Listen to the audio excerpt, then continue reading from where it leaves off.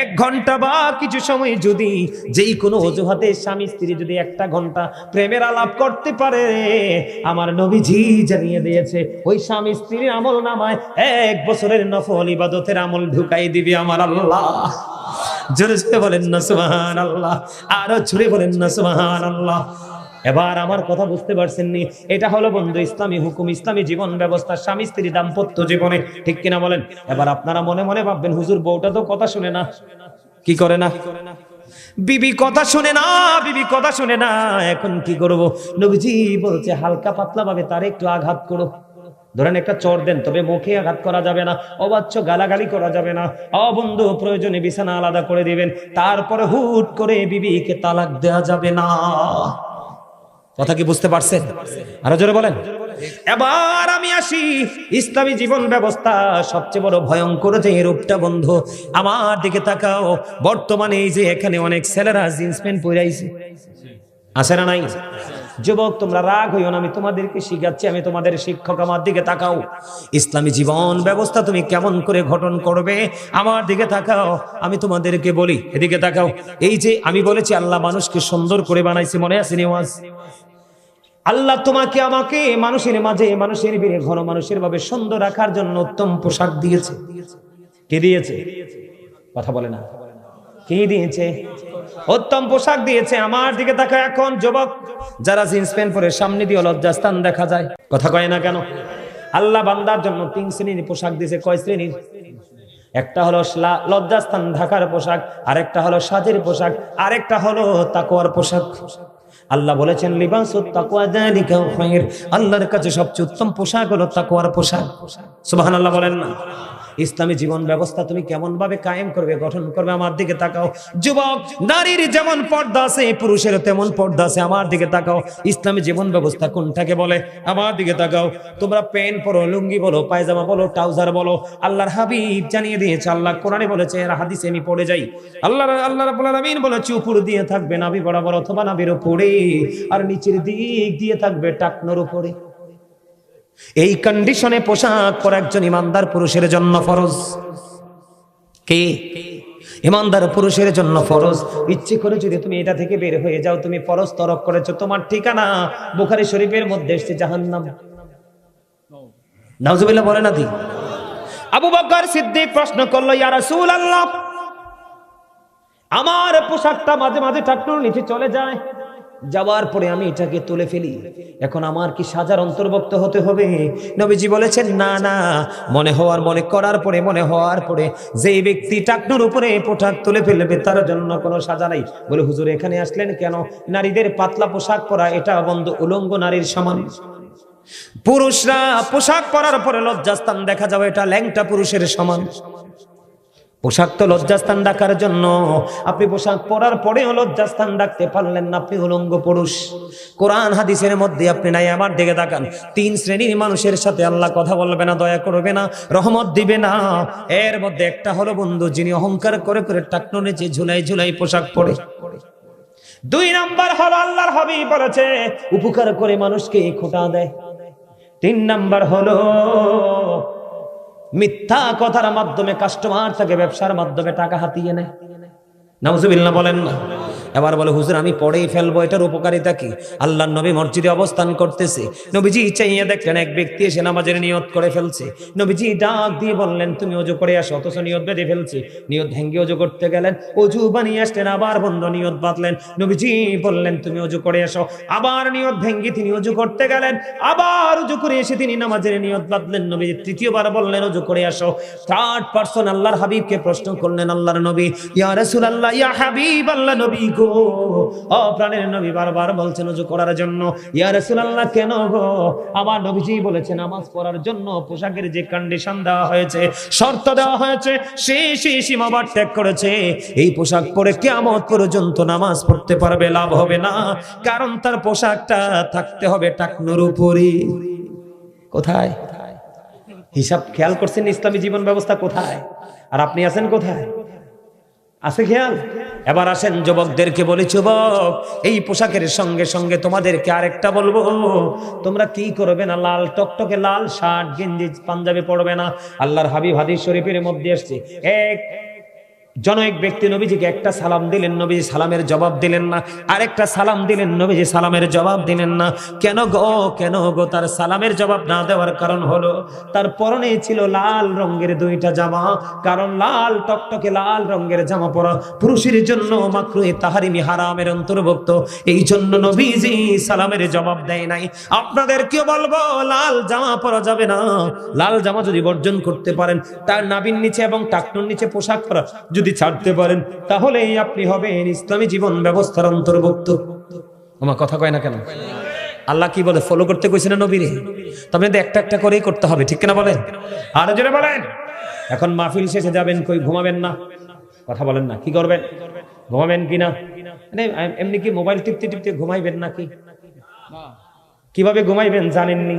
নামাজ পড়ার জন্য আপনি যেমনি ওযু করেন, ঘুমাইতে যাওয়ার আগে রাসূল বলেছেন তুমি তেমনি ওযু করো। কি করো? ডান দিকে কায়েত হয়ে তুমি শুইবা। তুমি ঘুমানোর আগে একটা আমল করবা, বলবনি? নবীজি বললেন 4000 দিনার সাদকা দিয়ে ঘুমাও, একটা কোরআন খতম পড়ে ঘুমাও, জান্নাতের মূল্য দিয়ে ঘুমাও, উভয়ের বিবাদ মিটিয়ে ঘুমাও। জোরে জোরে কোন সুবহানাল্লাহ। একটা হজ করে ঘুমাও।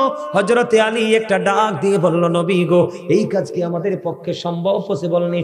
নবী বলে, আলী রে, 4 বার যদি সূরা ফাতিহা পড়ে ঘুমাতে পারো, 4000 দিনের সদকার সওয়াব আমলনামায় এসে যাবে। আমার নবী বলেছেন 3 বার যদি সূরা ইখলাস পড়ে ঘুমাতে পারো, একটা হজের সওয়াব তোমার আমলনামায় ঢুকে যাবে।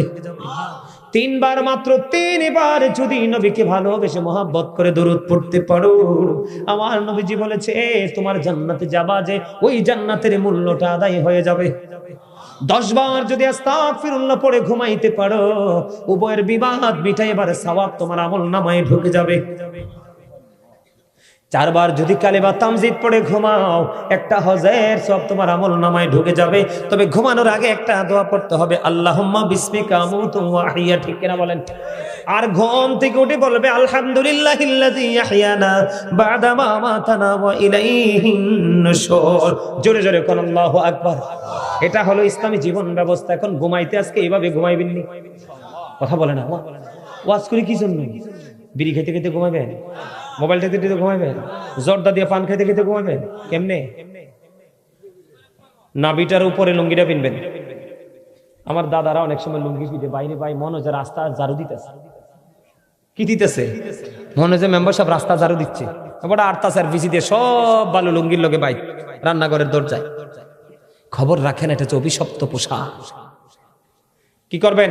নাভির উপরে পড়বেন, উপর দিয়া, নিচে দিয়া টাকনোর উপরে ওযু বানাইবেন।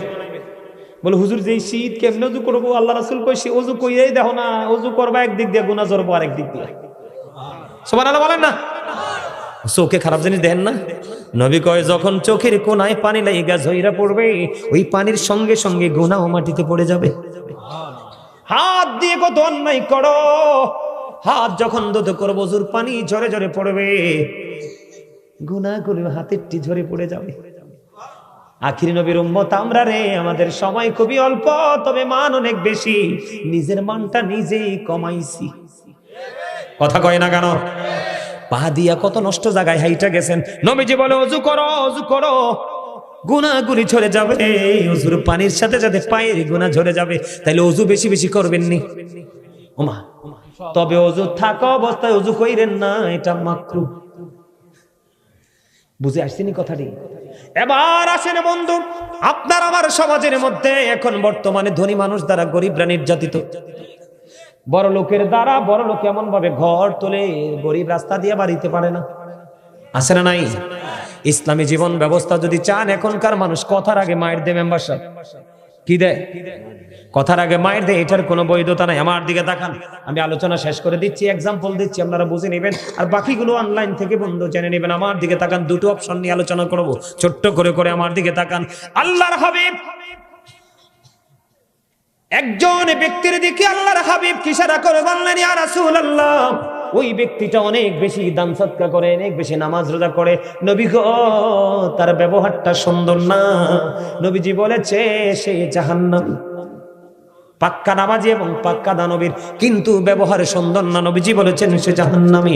এবার আরেক মহিলার দিকে ইঙ্গিত করে বললেন, হাদিস শরীফের মধ্যে, ইয়া রাসূলুল্লাহ, ওই মহিলা এত দানও করতে পারে না, ওই মহিলা এত ইবাদতও করতে পারে না, কিন্তু তার ব্যবহার এত সুন্দর গো, তার ব্যবহার শুনলে মানুষের কলিজা ঠান্ডা হয়ে যায়। আমার নবীজি বললেন সেই জান্নাতি। তাহলে ব্যবহারের কোনো বিকল্প আসেনি? মিষ্টি ব্যবহার করবেন, এটার নাম ইসলামী জীবন ব্যবস্থা। এবার আসেন বন্ধু, আপনি অনেক ধনী, আপনার লগের পাড়াপড়শি অনেক গরিব, আপনি বাড়ি বানাবেন, কি বানাবেন? ইসলাম কত সুন্দর দেখেন, এই জীবন ব্যবস্থাটা কত প্রেমময় মধুময়। আমার দিকে তাকান, আপনি ধরেন 5 তলা বাড়ি বানাবেন, আপনার সুখটা কিন্তু চিরস্থায়ী হবে, মিনিমাম 50 বছর। কিন্তু আপনি যদি এইভাবে বাড়িটা বানান, আপনার আপন স্বজন আশেপাশে যারা আছে বন্ধু, গরিব মানুষ, তাদের কষ্ট হবে। এই কষ্ট হবে এই জন্য নবীজি বলেছে, তুমি তোমার অবকাঠামো নির্মাণ করার আগে তোমার পাশে যে দুস্থ মানুষটা আছে তার সাথে একটু পরামর্শ করে নাও, আলাপ আলোচনা করে নাও, যেন বাড়ি বানানোর পরে তোমারও যেন অসুবিধা না হয়, ওই গরিব মানুষটার অসুবিধা না হয়। তার কারণ হলো, তোমার সুবিধাটা যেমনি চিরস্থায়ী হবে রে, তেমনি তার অসুবিধাটাও চিরস্থায়ী হয়ে যাবে। ঠিক কিনা বলায়? এটার নাম হলো বন্ধু ইসলামী জীবন ব্যবস্থা। আবার আসেন, আল্লাহ নবীজি বলেছেন ইসলামী জীবন ব্যবস্থার একটা একটা করে, আমার নবীজি বলছেন হাদিস শরীফের মধ্যে আসছে, তোমরা যখন তরকারি রান্না করো ঝোল একটু বাড়াইয়া দাও। ইয়া রাসূলুল্লাহ, কেন গো? নবীজি বলেছেন যেন তোমার পাশে গরিবের ঘরে একটু পাঠাইতে পারো। আমরা এখন তো বাড়াইতো না, পচাইয়া ডাস্টবিনে ফালাই, কিন্তু দেই না। এটা কি ইসলামী জীবন ব্যবস্থা? সুন্নাহ মোতাবেক জীবন ব্যবস্থা? এবার মা ঈসা প্রশ্ন করলেন, ইয়া রাসূলুল্লাহ, আমার 2 জন প্রতিবেশী আছে। কয়জন? নবী গো, আমার 2 জন প্রতিবেশী আছে গো নবী, আমি কাকে আগে দান করব বলেন? নবীজি বলেছে, তোমার ঘর থেকে যার ঘরটা খুব কাছে তুমি তাকে আগে দাও, তারপরে তুমি অন্য দূরেরটাকে দাও। সুবহানাল্লাহ বলেন না? এখন আমাদের দেশে মেহমান আইলে মেহমানদারি করতে চায় না, রাগ হয়, হয় কি হয় না? আমার দিকে তাকান, আর জোরে কয় না। নবীজির কথা মানলে বরকত না, না বরকত? 2টা হাদিস বলবো, এরপর আলোচনা শেষ। 2টা হাদিস, মাত্র 2টা বলবো, শুনবেন বন্ধুরে আমার। একদিন হযরতে আবু হুরায়রার পেটে খিদা, কি এমন পেটে খিদা লাগছে, ঘরে পর্যন্ত থাকতে পারে না, রাস্তায় নেমে আসছে। আমার নবীজি কি করলেন দেখলেন, আবু হুরায়রাকে দেখে তার মনের ভাষা বুঝতে পারলেন। এবার নবীজি আবু হুরায়রার দিকে তাকাইয়া তাকাইয়া মুস্কি হাসে। সুবহানাল্লাহ করুন। কি হাসে? মুস্কি হাসে। মুস্কি হাসতে হাসতে আবু হুরায়রাকে ডেকে বলে, আবু হুরায়রা, চলো চলো আমার সঙ্গে চলো রে। এবার নবীজির সঙ্গে চলতে চলতে নবীজির বাড়ি চলে গেল। নবীজি বাড়িতে খবর জানলেন, বিবিরে ঘরে কোনো খাবার আসেনি। নবী তো জানে আবু হুরায়রার পেটে খিদায় রাস্তায় নেমে আসছে, কিছু নাই খাওয়ার। তারপরেও ইসলামের নবীর আইন বন্ধু অমান্য করে নাই। আর আমাদের বাড়ি ঘর, টাকা পয়সা, সুখের কমতি নাই, কেন রে নবীর অর্ডার কি আমরা অমান্য করছি? এবার কি করলেন, নবীজির কাছে খবর আসলো, নবী গো, আমাদের ঘরে একটা পেয়ালা দুধ আছে। কয় পেয়ালা? একটা পেয়ালা দুধ আছে গো। এবার যখন নবীজি জানতে পারলেন, খেয়াল করেন আমার নবীজির কথায় কত বরকত। আমার নবীজি আবার একটা ডাক দিয়ে বললেন, আবু হুরায়রা, যাও জলদি চলে যাও, সুফফাবাসীদেরকে ডাইকা নিয়ে আসো, আজকে তাদেরকেও দুধ খাওয়াবো। তাদের আত্মীয় স্বজন কেউ নাই রে, তাদেরকে আদর করার কেউ নাই রে, সুফফাবাসীদেরকে ডাইকা নিয়ে আসো। এবার আবু হুরায়রা একটা ডাক দিয়ে মনে মনে কয়, নবী গো, এটা কি করলেন? ঘরে আছে তো একটা পেয়ালা দুধ, মনে মনে নবীরে হুনাইয়া কয় না, নবী আমি তো পেটের খিদায় অস্তে, 1 পেয়ালা দুধ তো আমারই হবে না গো নবী, আপনি আবার বলেন সুফফাবাসীদেরকে ডাইকা নিয়ে আসতে। মনে মনে ভাবতেছে, আল্লাহর প্রিয় হাবিব রাহমাতাল লিল আলামিনের কথা তো ফালানো যায় না। ধীরে ধীরে চলে গেলেন, সুফফাবাসীদেরকে বন্ধু ডাকতে সবাইকে নিয়ে আসলেন। এবার নবীজি সিরিয়াল করে বসায় দিল। ও নবীজি বললেন, একটা একটা করে বসো। এবার নবীজি দুধ দিচ্ছি, সুফফাবাসীরা বন্ধু তৃপ্তি সহকারে খাচ্ছে, তৃপ্তি সহকারে খাচ্ছে, তৃপ্তি সহকারে খাচ্ছে। খাইতে খাইতে সমস্ত সুফফাবাসীর পেট তৃপ্তির সাথে দুধ পান করা শেষ হয়ে গেল। এবার আমার নবীজি আবু হুরায়রাকে একটা ডাক দিয়ে কয়, আবু হুরায়রা কাছে আসো। এবার আবু হুরায়রা কাছে গেল, নবীজি আবু হুরায়রাকে দুধ দিলেন, একটুখানি পান করলেন। পান করার পরে নবীজি বললেন, আরেকটু খাও, আরেকটু খাইলেন, আরেকটু খাও, আরেকটু পান করলেন। তিনবার বললেন, নবীজি বললেন আবু হুরায়রা আরো খাও গো। এবার আবু হুরায়রা একটা ডাক দিয়ে বলে ইয়া রাসূলুল্লাহ, নবী গো পেটটার মধ্যে একটা ইঞ্চি পরিমাণ জায়গা নাই গো নবী, আমি একটা ফোঁটা দুধ আর পান করতে পারবো না ইয়া রাসূলুল্লাহ। জোরে জোরে বলেন না সুবহানাল্লাহ। আমরা সেই নবীর উম্মত। হাদিসের মধ্যে এসেছে সর্বশেষে প্রাণের নবী দুধ পান করেছে। আমার নবীর কথা মানলে লাভ না লস। আমি বলছিলাম দুইটা হাদিস বলবো, এখন আরেকটা হাদিস প্রেমের হাদিস মনে পড়ছে, বলবো নি? আমি না বলছি দুইটা বলবো, আরেকটা বললে বিরক্ত হবেন না তো? বলে ফেলি। এবার আসেন বন্ধু, আরেকটা মজার হাদিস মনে হয়েছে আপনাদের কি বোঝানোর জন্য, কারণ এত প্রতিকূল পরিবেশের মধ্যে আপনারা বসেছেন, কি বলে আপনাদেরকে ভালোবাসার প্রকাশ করব বন্ধু আমি জানি না। আমি ধন্যবাদ দিব না, হৃদয় ভরা দোয়া এবং ভালোবাসা আপনাদের জন্য রেখে যাব। অসংখ্য আগাছার মধ্যে আপনারাই হলেন মূল বৃক্ষ। কথা বলে না কেন? এক একটা ছেলে, এক একটা মানুষ, এক একটা ফলের গাছ। খন্দকের যুদ্ধের সময় বন্ধু মজার হাদিস, প্রেমের খবর, অনেক কিছু শিখার আছে নবীর আদর্শ থেকে। ইসলামী জীবন ব্যবস্থা কেমন করে কায়েম করবেন, নবীকে মানলেই বরকতময়, ঠিক না রে ভাই? না মানলেই গজব। এবার হযরত জাবের নবীজির কাছে চলে আসলেন, ইয়া রাসূলুল্লাহ কিছু মুহাজির কিছু আনসার নিয়ে আমার বাড়ি আসেন, দাওয়াত দিয়ে গেলাম। হযরতে জাবের রাদিয়াল্লাহু তাআলা আনহু করে মাত্র 350 আটার খামির বা জবের খামির, বুঝা নিয়েন কত? মাত্র 350 আটার খামির। ওই যে আমরা যে দলা করি না পানি দিয়া, এটাকে আপনারা কি বলেন? খামিরে বলেন। আমাদের কুমিল্লাতে আবার গ্রামের মানুষ অনেকে কাই বলে, রুটির কাই। আপনারা কি কাই বলেন? কাইও বলেন, মাশাআল্লাহ। তাহলে আমার ভাষা আপনারা আমার ডিস্টেন্স নাই। এবার প্রেমের খবর দেখেন, মজা পাবেন। যারা বিবেকবান তারা বন্ধু বড় শিক্ষার জায়গা। আপনি যত বড় হন, যত কোটিপতি হন, আপনি নবীর আদর্শটা কি শুধু তার পাশাপাশি ধারণ করেন, লালন করেন। আমি আসার পরে জানতে পারলাম এখানে আপনারা নাকি বন্ধু সাচ্চা আশিকে রাসূল, কিন্তু বাস্তবতায় তেমন খুঁজে পাই নাই। রাগ হইয়েন না, হেসানি কোন সত্য কিনা বলেন? আপনাদের কাছে দাওয়াত দিয়ে যাই, অনলাইনে আমার ভিডিওগুলো দেখবেন। হাজার হাজার দিনে পর্যন্ত মানুষ আমরা বসার জায়গা পায় না, এমন মানুষ আমার আলোচনা শোনার জন্য আছে। বড় আশা করে আসে যে ভাই আছে, আমি তো জীবনে আসিনি, হয়তো বা ওখানে প্রেমিক খুঁজে পাবো, আপনাদেরকে পাইছি, আলহামদুলিল্লাহ। আলোচনাটা শেষ করি। এবার কি করলেন, নবীজিকে বললেন জাবের কিছু মুহাজির কিছু আনসার নিয়ে আসেন, কিন্তু জাবের দাওয়াত দিয়েছে কিছু, খেয়াল করেন। এবার আমার নবীজি কি করলেন, সকল মুহাজির আনসারকে ডাক দিলেন, তোমরা সবাই চলো জাবেরের বাড়িতে, আমাদের সবার দাওয়াত। জাবের দাওয়াত দিছে মুষ্টিময় কিছু, কি নবীজি দাওয়াত দিছে কারে? সবাই রে। এবার জাবের তো কানে আওয়াজ আসছে, নবীজি যে সবাই রে ডাক দিয়ে বলছে চলো।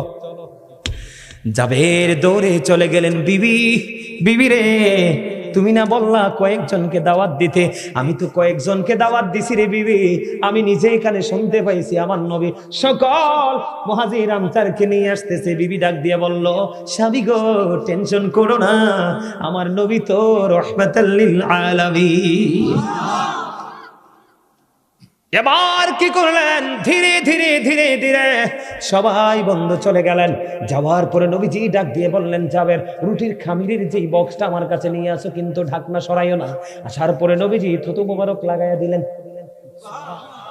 এবার ঢাকনা সরাইও না, একটু একটু করে খামির থেকে রুটির খাই বের করো আর রুটি বানাওয়ার দিতে থাকো।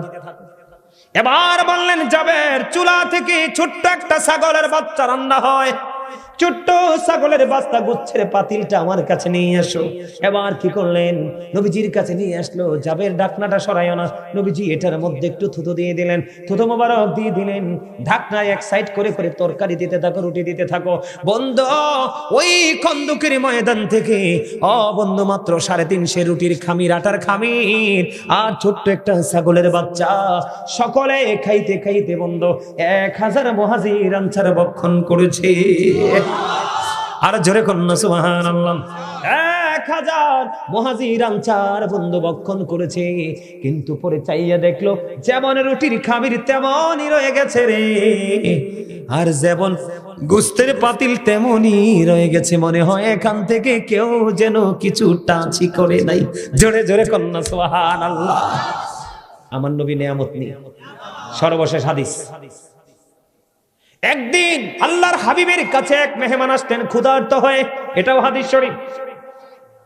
আসার পরে নবীজির কাছে একটু সাহায্য খাবার চাইলেন। নবীজি নবীর এক বিবির ঘরে খবর পাঠালেন, বিবিরে ঘরে কি আছে? এবার বিবি খবর পাঠালো, ইয়া রাসূলুল্লাহ ঘরে পানি ছাড়া কিছু নাই গো। খেয়াল করে নবীজি উত্তর পাইলেন, আরেকজন বিবির কাছে খবর পাঠালেন। ওই বিবি উত্তর দিল, নবী গো ঘরে পানি ছাড়া কিছু নাই। এবার বন্ধু অসংখ্য সাহাবী আছে উপস্থিত নবীজির সামনে। সমস্ত সাহাবীকে ডাক দিয়ে বললেন, তোমরা কে আছো রে? আজকের রাতের জন্য মেহমান তারা দায়িত্ব নিবা, ক্ষুধার্ত মানুষের দায়িত্বটা নিবা। একজন আনসারী সাহাবী দাঁড়ালেন।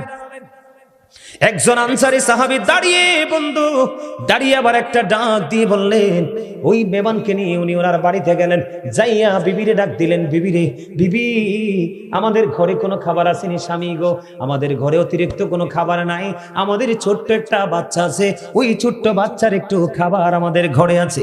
নবীজি ওই আনসারী সাহাবী তার বিবিকে ডাক দিয়ে বললেন, বিবিরে আমি আমার নবীর কাছ থেকে চাই আজকে একটা মেহমান আনছি, মেহমানদারি করব। বিবি ঘরে তো কিছু নাই, আমি জানি রে, যেইটুকু খাবার আছে বাচ্চার মেহমানকে উপাস রাখতে পারবো না।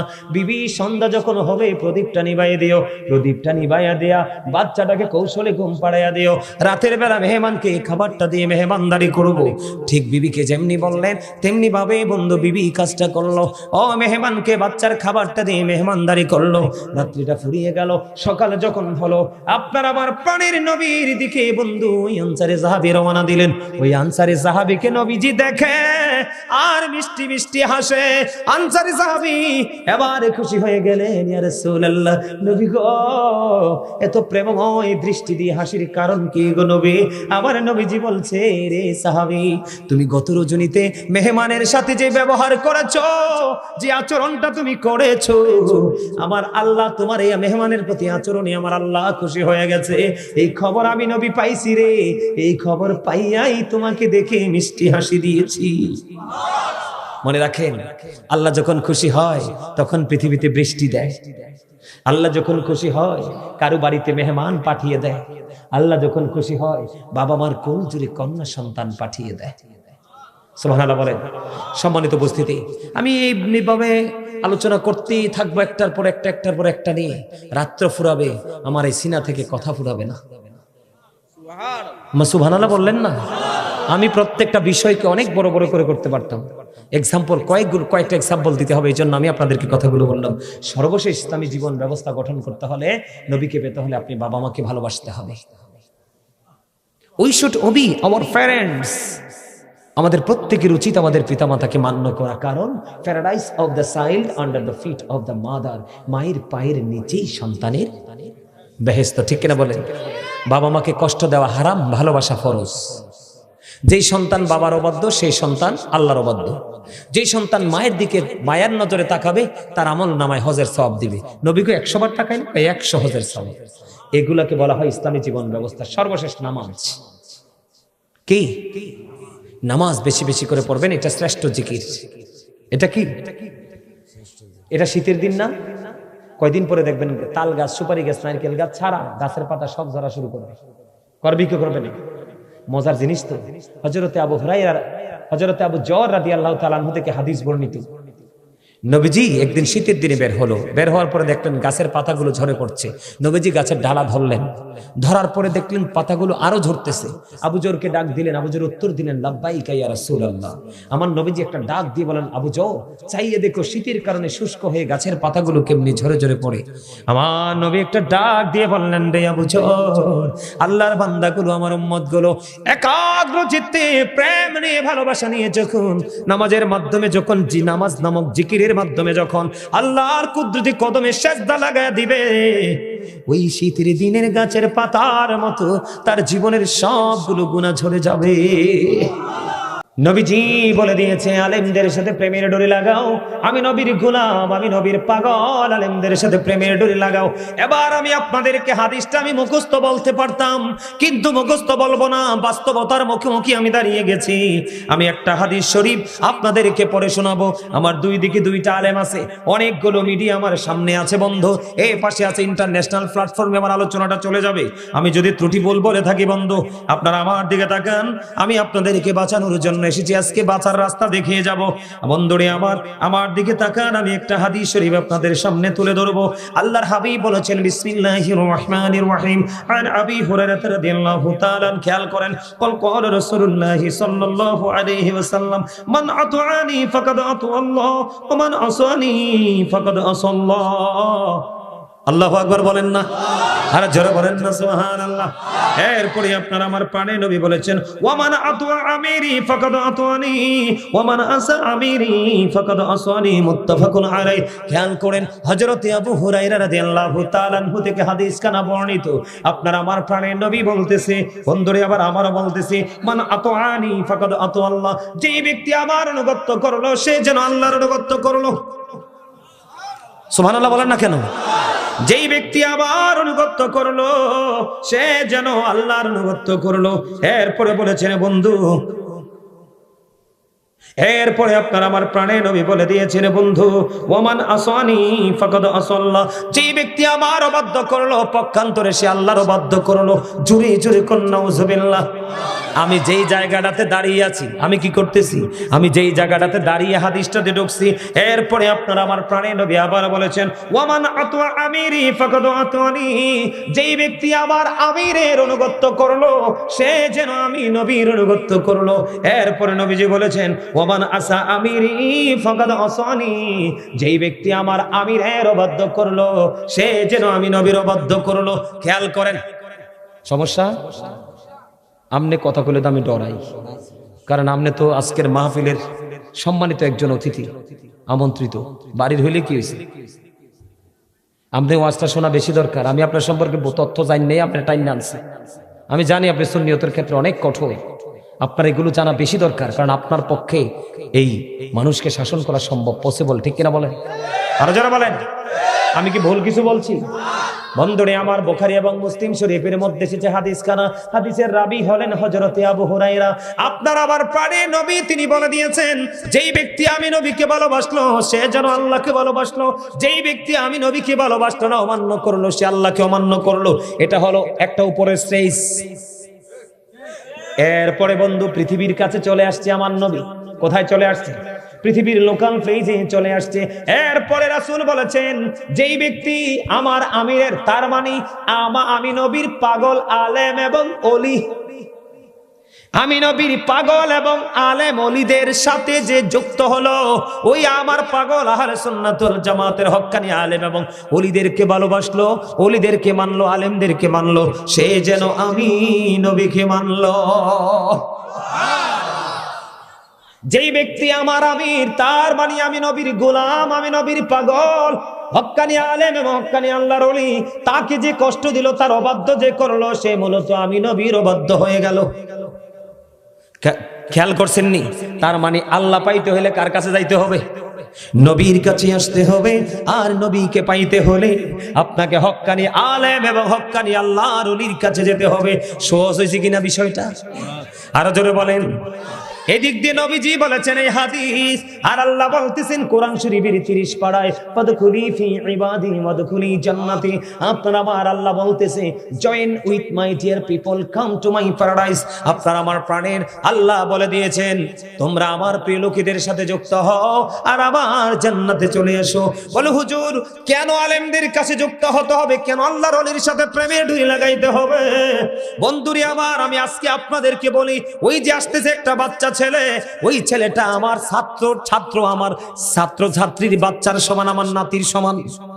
এই বাচ্চাটারে যখন আমাকে যখন ফোন দিল, আমি যখন ভিডিও কলে দেখলাম, বিশেষ করে গতকালকে আমাকে একটা ভিডিও কল দিল, দেখলাম একেবারে একটা বাচ্চা ছেলে। আমি আমার ফ্যামিলির মানুষের কাছে বললাম, এইটুকু একটা বাচ্চা ছেলে যদি আমার আল্লাহ এবং আল্লাহর হাবিবের প্রেমে পড়ে যদি তার সঙ্গীদের কিনে এমন একটা জান্নাতের বাগান সাজাইতে পারে, আমি তারে বলছি, রুবেল আমি তোর বাড়িতে 2 ঘন্টা আগে তারও আগে চলে আসব। আমি আসলে 9টার মধ্যেই পৌঁছে যেতাম, তাকে কথা দিয়েছি, কথা দিতাম। এই জন্য বলছি বন্ধু, এই আমি মনে করব আজকের এই যে সুলতানপুর পূর্ব বারা যুব সংগঠন, এই বাচ্চাগুলো আপনাদের মুরব্বীদের জন্য, এলাকার জন্য নিয়ামত। একটা গানের আসর বসাতে পারতো, একটা যাত্রাপালা বসাতে পারতো, অসৎ শিল্পীদেরকে আনতে পারতো। এটা না করে মদিনাওয়ালার প্রেমের সাগরে নেমেছে সাঁতার কাটার জন্য। আর আপনারা তাদের সঙ্গী হন, ওপারে গিয়েই দেখবেন আল্লাহ পাওয়ার স্টেশন। ঠিক কিনা বলেন? কি মনে করছেন এই বাচ্চাগুলাকে? এরা আমার হৃদয়ে জায়গা করে নিয়েছে। আর জীবনে দিকে আসবো কিনা জানি না, কিন্তু এদের কথা আমার হৃদয়ে চিরজীবন থাকবে।